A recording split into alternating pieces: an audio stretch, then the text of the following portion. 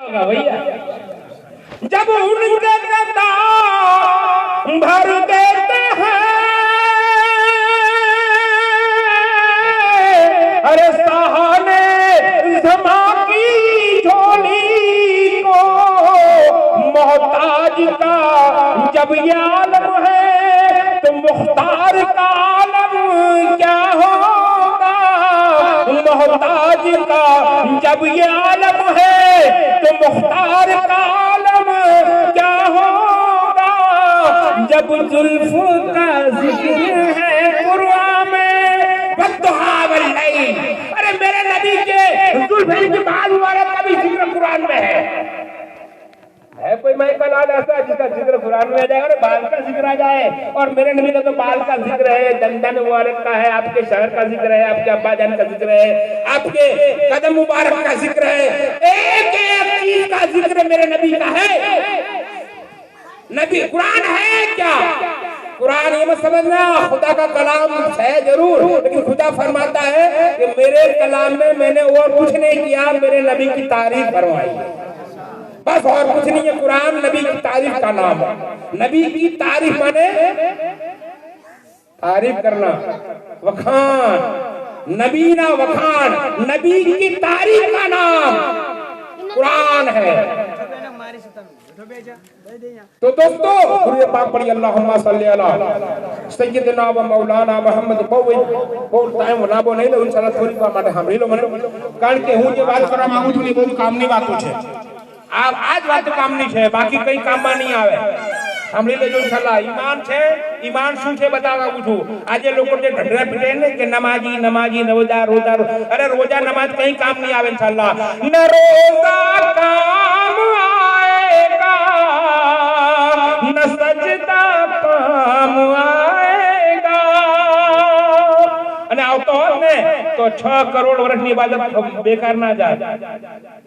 अरे 6 करोड़ वर्ष सिद्धा करया कई ना काम में आयु, न सजदा काम आएगा न रोजा काम आएगा, न रोजा काम आएगा न सजदा काम आएगा। कयामत में मोहम्मद का सल्लल्लाहु अलैहि वसीला काम आएगा। अरे सुबह से काम आइए कि कयामत में मोहम्मद का वसीला काम आएगा। बड़ी अंधेरी धूप होगी तेरी ये कब्र सुन ले यार, बड़ी अंधेरी धूप होगी तेरी ये कब्र मेरे यार। नबी का इश्क लेकर जा उजाला काम आएगा। नबी की मोहब्बत का उजाला होगा। आज की कब्र में कोई माई का लाल गोला रखने नहीं आएगा, कोई माई का लाल बैटरी साथ में नहीं रखेगा। कल मेरे बाप जाता है तो मैं 5 सेल की बैटरी रख दूं अंदर ताकि मेरा बाप देखे। कोई काम में नहीं आने वाला है, अगर आएगा तो नबी की मोहब्बत का उजाला होगा इंशाअल्लाह। जब पूछेगा फरिश्ता कि बोल इस मर्द के बारे में तेरा क्या ख्याल है, मा कुंता तकुल हक हाज़िर रसूल, इस मर्द के बारे में। एक बात और भी, एक मर्द क्यों कहा? अगर नबी कहा होता तो बेदबी नहीं होती, मर्द कहने से बेदबी होती है। लेकिन फरिश्ता कहता है कि मियाँ सवाल ही ऐसा, अगर मैं कहता कि इस नबी के बारे में तो तू जानता तक नबी है, इसलिए मैंने कहा मर्द के बारे में। अगर तू नबी को नबी मानता होगा तो कहेगा कि मेरा आका है, मेरा नबी है। दोस्तों ये बात को समझा करो, बात बार बार सुनते रहते हो, भूल जाते हो यार, याद रखा करो, ये काम की बात है इंशाअल्लाह। तो दूसरे पायदान पर मैंने जब कदम रखा तो मैं जिब्राइल ने दुआ मांगी, ऐ अल्लाह के हबीब मैं दुआ मांगता हूँ कि जिसकी जिंदगी में अपने माँ बाप मिले, चाहे एक हो या दो, अगर माँ बाप दोनों हो तो भी बरोबर है, अगर माँ गुजर जाओ या माँ गुजर गई हो, एक हो, तो जिसने अपनी जिंदगी में माँ बाप की खिदमत ना करी है बिल्कुल ध्यान से सुनिए। आज जो डोसा डोसी को ठोसा मारने वालों और माँ बाप को वृद्धाश्रम में घड़िया घर में छोड़वा जना रहा हो, ये बुढ़ा बुढ़ा हो गया, चलो छोड़ो। आज कोई ध्यान नहीं देता यार। मैंने तो ऐसे देखा है इंशाल्लाह अपने माँ बाप को मारने वाले बच्चे देखे हैं। मैंने बूढ़े को मारते देखा, बेचारा रोते हुए मेरे माँ बापू दवा करो ने आ छोकरो मने मारे थे, नऊजुबिल्लाह। अपनी आंखों से देखा है दोस्तों, बड़ी बात नहीं कर रहा हूँ इंशाल्लाह। उस वक्त मैंने कहा था कि नादान, ये जहन्नम का रास्ता क्यों तैयार किया, जहन्नम का है। और मैं नहीं कहता, जिब्राइल कहता है, जिब्राइल भी नहीं, रब कहता है। और आमीन कहने वाला हमारा नबी है, जिसने अपनी जिंदगी में अपने माँ बाप को पाया और उसकी खिदमत ना की, वो जहन्नम में गया। तो मैंने फरमाया आमीन। और आखिरी दुआ में जिब्राइल ने क्या मांगा, बड़ी गौर वाली बात है। जिब्राइल ने फरमाया, ऐ अल्लाह के हबीब, जिस महफिल में या दो इंसानों के बीच में जहां तुम्हारा नाम आ जाए, यानी कि मोहम्मद सल्लल्लाहु अलैहि वसल्लम का नाम आ जाए, और अगर दरूद ना पड़े तो वो भी जहन्नम में गया। महफिल की बात नहीं करता हूँ, जहां पर तुम्हारा जिक्र आ जाए, तुम्हारा नाम नाम ही लिया जाए।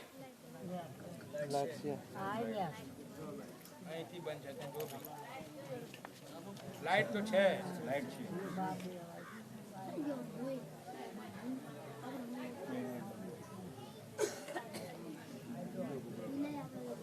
तुड़े पाक पढ़ो, अल्लाहुम्मा सल्ली अला सल्लल्लाहु अलैहि वसल्लम। जहां अगर तुम्हारू नाम आवे, आपका नाम का जिक्र हो जाए और दरूद शरीफ न पढ़ा जाए, तो वो भी जहन्नम में गया। तो मैंने फरमाया आमीन। बोलो अब कोई शक रहता है? नहीं। अल्लाह तो कहता है कि दरूद पढ़ा जाए,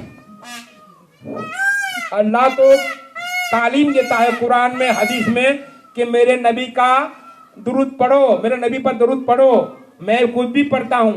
अरे यार मुझे शर्म आती है इस बात करके कि हमारे गांव में इंशाल्लाह कोई अगर प्रधानमंत्री आ जाए, कोई बड़ा प्रधान आ जाए, या कोई नायब कलेक्टर आ जाए, क्या भाई आज हमारा गांव में तुम्हारा गांव में मुलाकात है, आवानो छू, तो लोग सफाई करने लग जाते हैं, झाड़ू लगाने लग जाते हैं, रास्ते साफ करते हैं, ये करो वो करो, पानी छांटो, क्योंकि प्रधानमंत्री आने वाले, कलेक्टर आने वाले हैं। एक तुम्हारा जैसा कलेक्टर आता है तो इतनी सफाई, और फिर जब वो कलेक्टर कहता है ना चलो आज सफाई अभियान करेंगे, तो कलेक्टर साहब हाथ में छावना लेते हैं झाड़ू निकालने के लिए, चलो अपना गांव साफ करे। तो कलेक्टर को देखा तो सरपति भी सावना उठाया, लो मैं भी फोटा जाए ना अंदर बीच में, फोटे की लालच में। तो आगे नायब कलेक्टर पीछे वो पूछे गांव का सरपंच, फिर गांव का मुखी, फिर गांव के बड़े बड़े हाथ में सावना लेकर के शुरू हो जाते हैं। अरे एक तेरे जैसे इंसान ने एक अमल किया तो पीछे तू शुरू हो जाता है। अरे रब अमल करता है, रब कहता है इन्नल्लाह व मलाइकतहू, मैं खुद अमल करता हूँ। क्या रब के पीछे नहीं चलेगा? क्या फरिश्तों के पीछे नहीं चलेगा? अरे कैसा ईमान वाला है मियाँ, ढूंढता है। दरूद शरीफ नहीं बनना चाहिए, तेरा बाप पढ़ता है, तेरा रब पढ़ता है, तेरा फरिश्ता पढ़ता है, तेरा नबी खुद कहता है कि मैं भी अपने नबी पर, मैं भी अपने आप पर दरूद शरीफ पढ़ता हूँ। दोस्तों ये छोटी छोटी बातें समझो, कुरान को समझो। कुरान समझना आसान नहीं है, कुरान समझकर तो बहुत साहे बहुत गए। इंशाल्लाह कुरान को समझो। आज हमारे ये मरहूम गुलाब भाई दुनिया से गए, बोलो कोई ऐसा है इसमें काफ उठा करके मैं नहीं जाऊंगा? कोई ऐसा है? अरे ऐसा हो तो कोई घर में जाके पूछ के आओ कि तुम्हारे घर में कोई मरी जो नहीं मरी। एक घर नहीं मिलेगा, एक फली नहीं मिलेगी, एक गांव नहीं मिलेगा, एक शहर नहीं मिलेगा, दुनिया का एक कोना नहीं मिलेगा जहां कोई मरा नहीं हो। सबको मौत का जाम पीना है, मौत का जाम पीना है।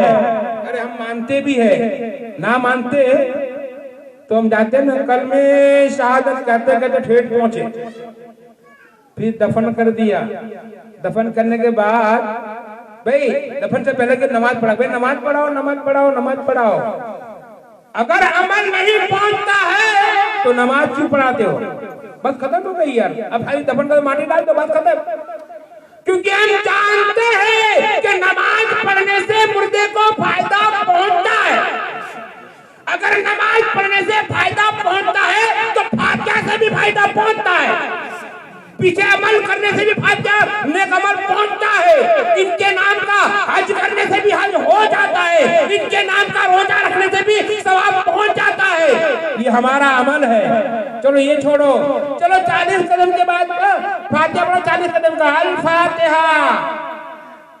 और हदीस में क्या है कि जब तुम 40 कदम का फातिहा पढ़ते हो, लोग वापस मुड़ के जाते हैं मट्टी डाल करके, तो जाने वालों के कदमों की आहट मुर्दा सुनता है। अगर कोई हदीस को झूठी साबित कर दे ना इंशाअल्लाह, तो गर्दन खड़ा दूंगा मैं, कसम खुदा की। मैं जो बात करता हूँ चौट पढ़ करता हूँ। जब एक आम मुर्दा, अरे जब गुलाब भाई दफनाए गए और मट्टी डाली होगी, तो गुलाब भाई ने सुना अपने इनके पीछे चलने वालों की पैर की आहट, उनकी आवाज सांभरों से आवाज सुना होगा कि मुझे दफनाने वाले वापस जा रहे हैं। अरे गुलाब भाई जब सुनते हैं तो गौसर बाग क्यों नहीं सुनते होंगे, गरीब नवाज क्यों नहीं सुनते होंगे, और गरीब नवाज और गौसर बाग का नबी मदीना में हमारा नबी क्यों नहीं सुनता होगा। इतना अकीदा रखो यार। जब तुम्हारे बाप का अकीदा है, मेरे बाप ने सुना होगा कि कौन आया कौन गया, किसने मुझे गुस्ल दिया, किसने मुझे फातिहा पढ़ा, ये जब ये जानता है तो उसका नबी नहीं जानता होगा। नऊजुबिल्लाह नऊजुबिल्लाह। ये अकीदे को संवारो यार, अकीदे बिगाड़ रखे हैं इंशाअल्लाह। अकीदे बिगाड़ क्यों बिगाड़े हैं इंशाअल्लाह, ये हमारा भी कसूर नहीं है। सुनिए, ये जो जिसका अकीदे वो सुन ले कि ये तुम्हारा अकीदा इसलिए बिगाड़ा गया है कि फॉरेन वालों ने रिसर्च किया है, दूसरी कौम ने, क्रिश्चियन ने, यहूदियों ने रिसर्च किया है कि इतने 1400 साल के अंदर इस्लाम कोने कोने में पहुंच कैसे गया, कोने कोने में अल्लाह अकबर की सदा गुनती क्यों हो गई। हम तो सालों से मेहनत कर रहे हैं, कभी नहीं हुआ कि इतना छोटे से वक्त में पूरी दुनिया के कोने कोने में फैल गया। और एक वक्त था इंशाअल्लाह कि 313 के आगे 1050 का लश्कर था और 313 की जीत हो गई। ये ताकत आई कहां से? उन्होंने रिसर्च किया, तारण काढ़ा, तारण रिसर्च के बाद देखा इन्होंने कि उनके पास ईमान है, ईमान की दौलत ये करवा रही है। अब पूछा आलिमों से कि भाई ईमान किसको कहते हैं? फरमाया कि नबी को नबी मान लेना वो ईमान है। ईमान का नाम बताया, नबी को बरहक नबी मान लेना वो ईमान है। तो उन्होंने प्रोपेगेंडा रचा कि उनके दिलों से ईमान निकालो ताकि वो हमारे जैसे हो जाएंगे, फिर वो खोखले हो जाएंगे, फिर वो जीत नहीं पाएंगे, फिर उनका दीन चलेगा नहीं, फिर वो हमारे आगे टिक नहीं पाएंगे, फिर उनका दीन फैलेगा नहीं। तो हमारे दिलों में से नबी की मोहब्बत निकालने का ये दुश्मनों की साजिश है। और आज हमारे नादान भाई घुसते चले जा रहे हैं। समझो यार, खुदावंद कुद्दूस से दुआ मांगे बारी ताला मालिक मौला, हालांकि तू हाकिम है, तू रहीम है, तू करीम है, तू बादशाह है, तू सबका पालन, तू अहकमुल हाकिमीन है, तू वल्लाहु अला कुल्ली शैइन कदीर है। तूने तो दावा कर रखा है कि जब तक मेरा नबी है, जब तक मैं हूँ, मेरे दीन को कोई इंशाअल्लाह रोक नहीं पाएगा। और रुकता ही नहीं, फैलता ही जा रहा है। लोगों ने बहुत काटा, अभी फैलता जा रहा है, फैलता। और हदीस पाक में मेरे नबी ने फरमाया है कि कयामत तब आएगी, सुन लीजिए, कयामत तब आएगी जब दुनिया में सिवाय इस्लाम के कोई और मजहब नहीं होगा। तो फैलता ही जाएगा, तब तो आएगा इंशाअल्लाह। हाँ, और साथ में ये भी फरमाया है कि कयामत तब आएगी कि मुसलमान तो सब होंगे लेकिन मोमिन कोई नहीं होगा, तब आएगी। अरे साला ये मोमिन और मुसलमान में फर्क क्यों पड़ा? मुसलमान सब होंगे लेकिन मोमिन कोई नहीं होगा, ये फर्क क्यों? मोमिन और मुसलमान की फर्क पड़ा होगा इंशाअल्लाह। मुसलमान वो है जिसने कलमा पढ़ लिया, ला इलाहा इल्लल्लाह, मुसलमान हो गया, मुहम्मद रसूलुल्लाह। मोमिन वो है जिसके दिल में इसके रसूलुल्लाह जगमगाती हो। तो मुसलमान सब होंगे, मोमिन नहीं होगा। और इसीलिए तो मैं फरमाया, मैं कभी कभी सोचता हूँ कि ये सब क्यों हो रहा है, क्योंकि अगर ये होता नहीं तो कयामत आएगी नहीं।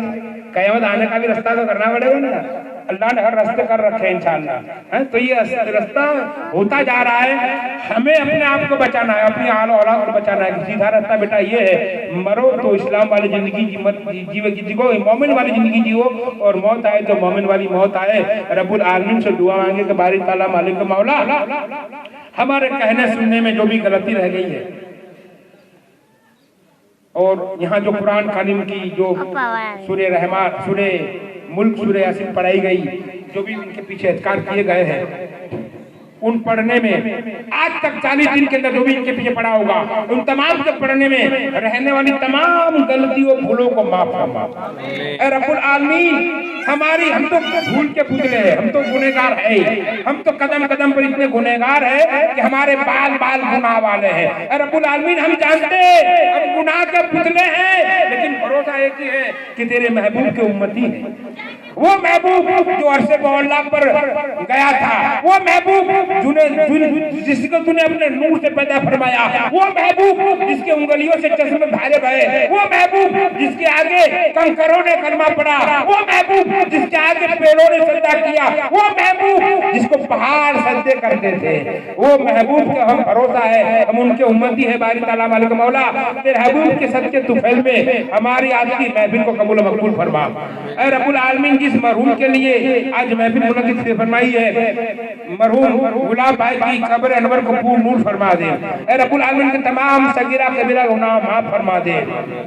उनके कब्र के अंदर तू अपने जन्नत की बागबान फरमा दे। उनका तमाम सगीरा कबीरा, जाने अनजाने, दिन में अंधेरे में उजाले में जो भी गुनाह किए माफ फरमा दे। ऐ रब्बुल आलमीन, हम गुनहगार तेरे आगे करम की भीख मांगते हैं, और तुझसे बड़ा कोई भीख देने वाला नहीं है, तुझसे बड़ा कोई रहम करने वाला नहीं है। हम तुझी से मांगते हैं और तू ही देगा, और अपने हबीब के सदके में देगा। अरे आदम की तौबा तूने अपने हबीब के सदके में कबूल फरमाई, तमाम अंबिया की तौबा तूने अपने हबीब के सदके में कबूल फरमाई, तमाम अल्लाह की तौबा तूने अपने हबीब के सदके में फरमाई। तो हम भी गुनहगार तेरे आगे तेरे हबीब का वसीला लेकर दुआ मांगते हैं। रब्बुल आलमीन, हमारी दुआ को कबूल फरमा ले, हमको सीधा सच्चा रास्ता बता दे, सच्चा मुसलमान बना दे, दीन को समझने की तौफीक अता फरमा दे। ऐ रब्बुल आलमीन, नमाजी बना दे, हाजी बना दे, नमाजी बना दे, और मैदान का गाजी बना दे। ऐ रब्बुल आलमीन, मरना तो सबको है, लेकिन मरने से पहले दुआ है बारी ताला मालिक मौला, एक मर्तबा तेरे घर की यानी खाने काबा की, और एक मर्तबा तेरे हबीब के रोजे का दीदार से फरमा दे। मैं सो जाऊं या मुस्तफा कहते कहते, खुले आंख सल्ले अला कहते कहते, वाखिरु दावाना अनिल हम्दुलिल्लाहि रब्बिल आलमीन, बहक हक ला इलाहा इल्लल्लाह मुहम्मदुर रसूलुल्लाह। सलाम के लिए करें।